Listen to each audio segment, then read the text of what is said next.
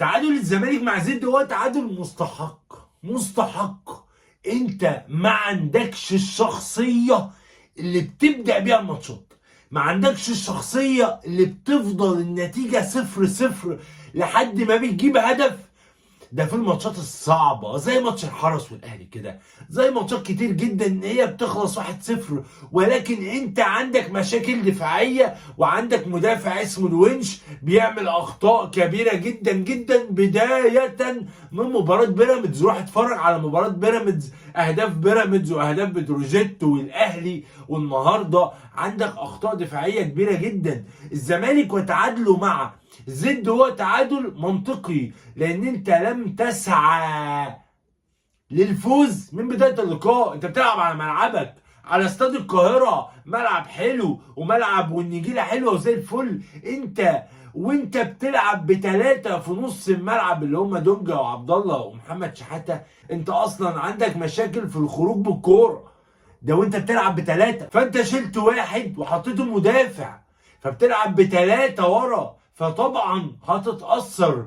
لو اللاعب اللي جنب عبد الله هو مهاري زي قندوسي مثلا يعني اقول لك ماشي، ولكن محمد شحاته كورته مش جميله. محمد شحاته زي دونجا كده بالظبط، فعبد الله هو الاعتماد الوحيد على عبد الله. طب عبد الله هيديك باصه اتنين، بس انت محتاج واحد في نص الملعب بيعمل سبرنتات زي ناصر ماهر لما نزل كده.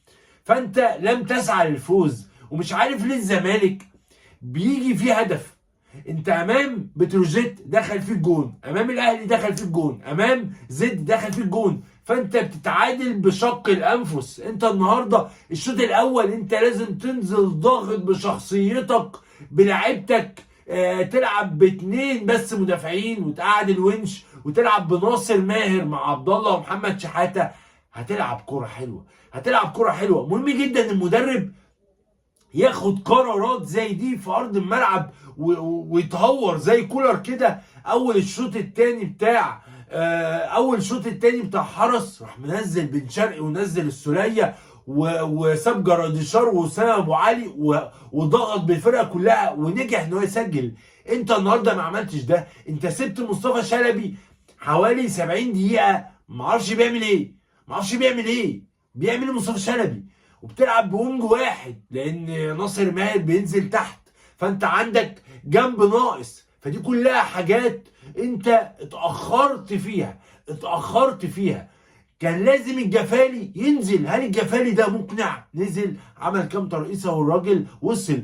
كان لازم اول الشوط الثاني اخرج الونش ومصطفى شلبي وانزل الجفالي وناصر ماهر وانزل اضغط، وبعد كده اسحب محمد شحاته وانزل الجزيري واخلي عبد الله جنب ناصر والعب يا باشا وهاجم.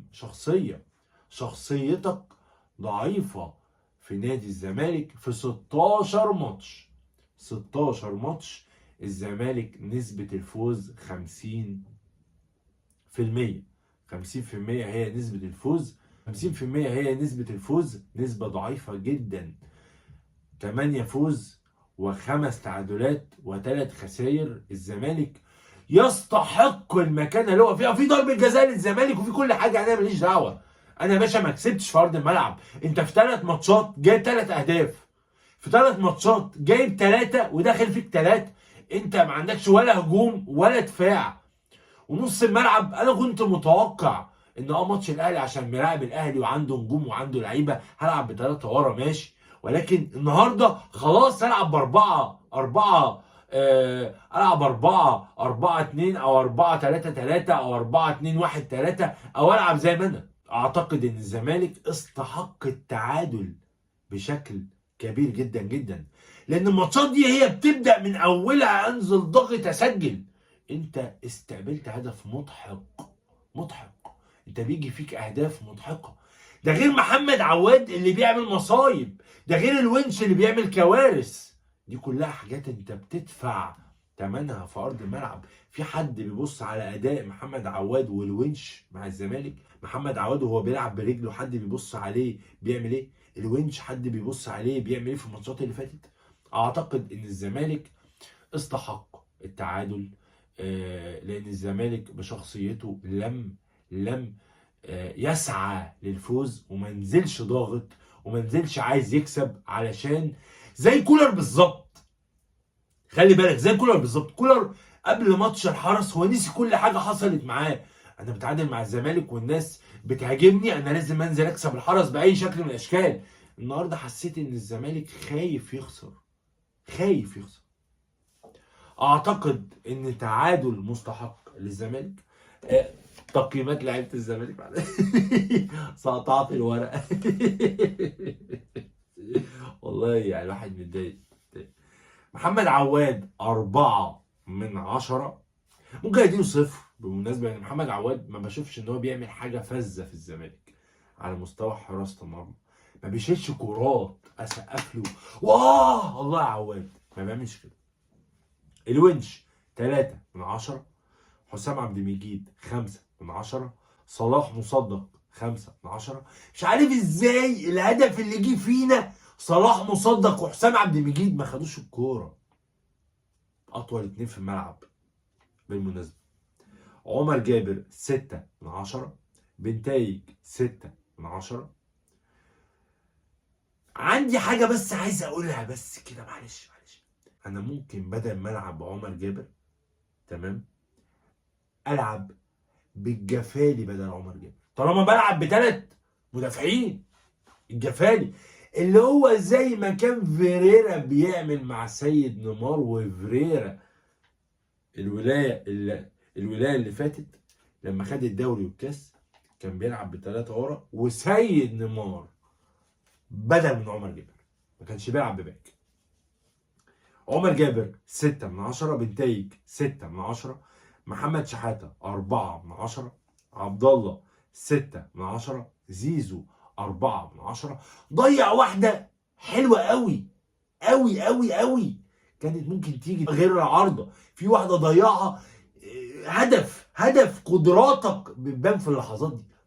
في ماتش الاهلي ضيع واحده بدماغه، قدراتك. في ماتش بتروجيت ضيع كور غريبه جدا، قدراتك يا زيزو. 9 نقط اخدنا منهم، 9 نقط اخدت منهم 3 نقط. زيزو 4. شلبي شكرا دكه بقى، يقعد دكه مع اخوه فتوح بقى لحد ما يشوف هو هيعمل ايه في الزمالك. اعتقد الجفالي هيلعب الفتره الجايه. شلبي 0. ناصر منسي المجتهد من انصاف الفرص بيسجل، احرز هدفين منهم هدف للاسف اوفسايد، وكان هيبقى هدف الفوز وكان هيبقى تتويج لمجهود ناصر منسي مع الزمالك، ولكن هدف اتحسب وهدف اتلغى. ناصر منسي 7/10. ناصر ماهر 4/10. الجفالي 4/10. الجزيري 2/10. اعتقد الفترة الجاية الزمالك سيتخلى عن ال3 مدافعين وهيلعب ب2 بس، وهيلعب بناصر ماهر في نص الملعب، وهيلعب بالجفالي بدلا من مصطفى شلبي، وزيزو على الشمال والجفالي على اليمين. واعتقد ان الزمالك ممكن يبقى شكله كويس الفترة الجاية في 3 ماتشات مع جوزيه بيسيرو. الاداء مش افضل حاجة، ولكن 3 تعادلات، التعادل بطعم الخسارة بالتأكيد. الزمالك بيفقد حظوظ كبيرة جدا على منافسة على الدوري بشكل كبير جدا، وحتى المركز الثاني انت مش طايله. لايك ووجهة نظركم في الكومنتات، واعملوا اشتراك مهم جدا جدا في القناة، وفعلوا زر الجرس مهم جدا جدا، والشير مهم جدا جدا الفيديو. ويا رب اكون قلت كلمتين عجبوا الناس. سلام.